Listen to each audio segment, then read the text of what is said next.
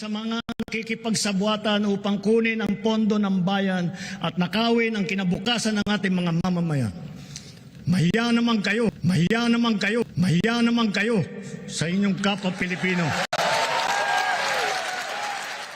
Sila in the districts.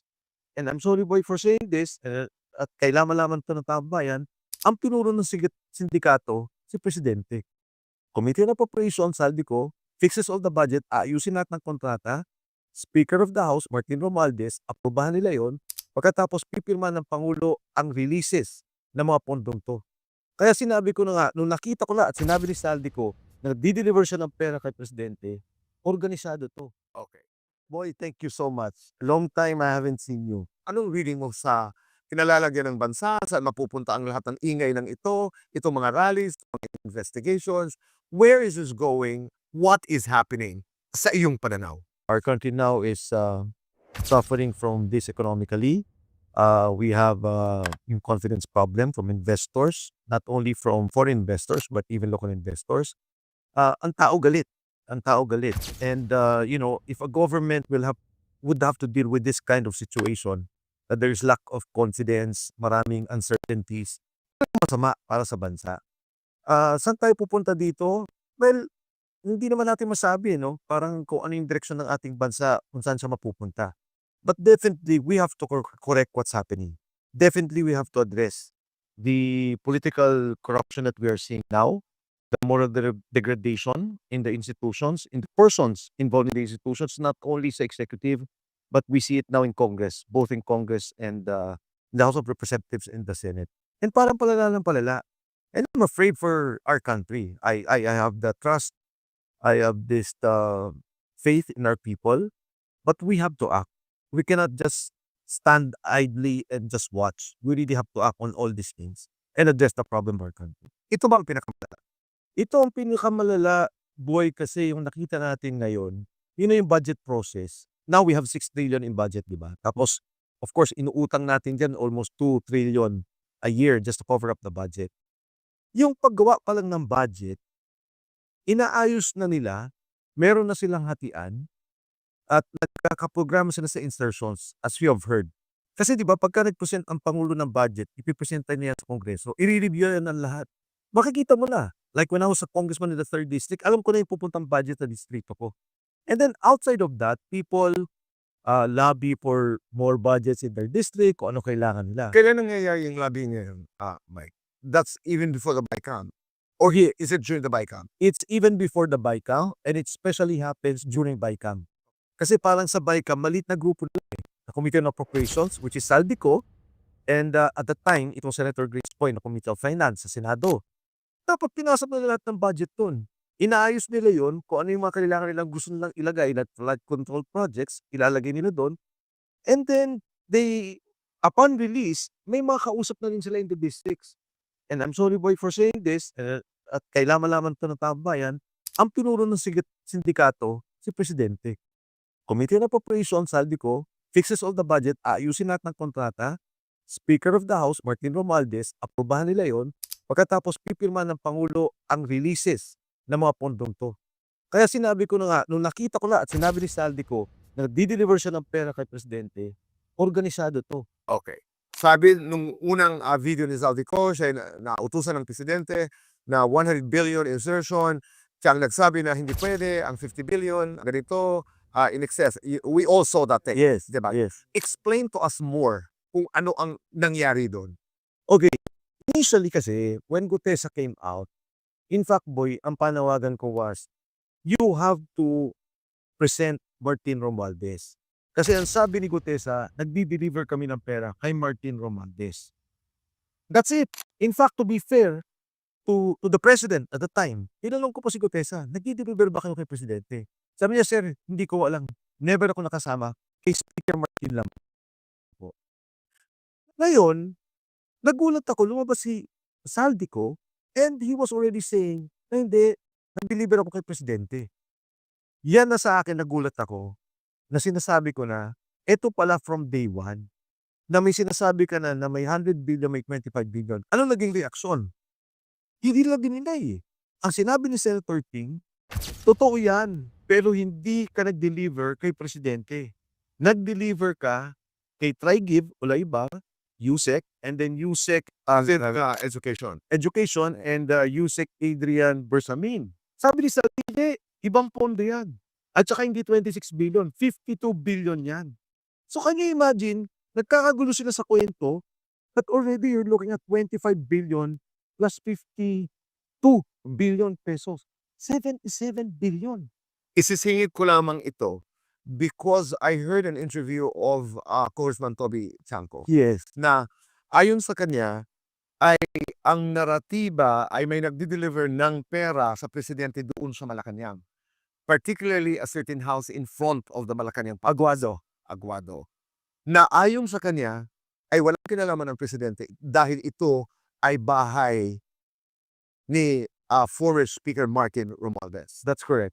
How does it play into your now? Okay. Si Congressman Toby Tiangco, yung kanyang kinikwento lahat, no? On the insertions, what happened. Tama yun eh.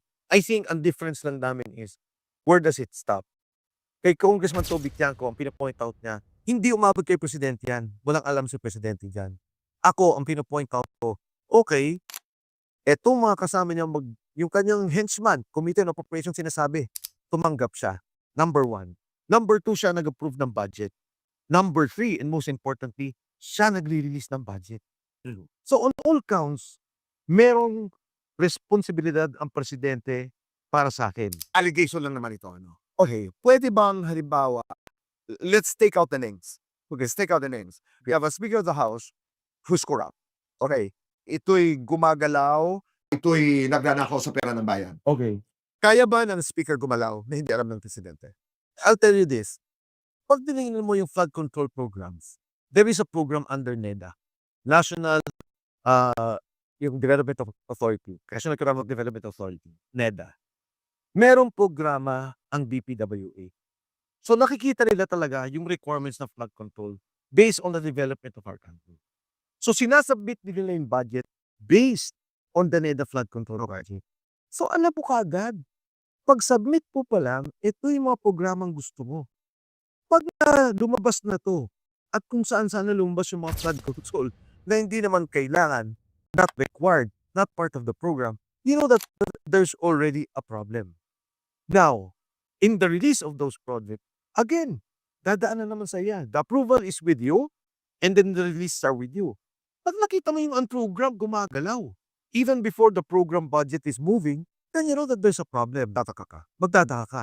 And ang nangyari dito, boy, kasi, kaya naman naging malaki yan tong usapan na to, you're talking of 300 congressmen. Lahat sila required sa 25%.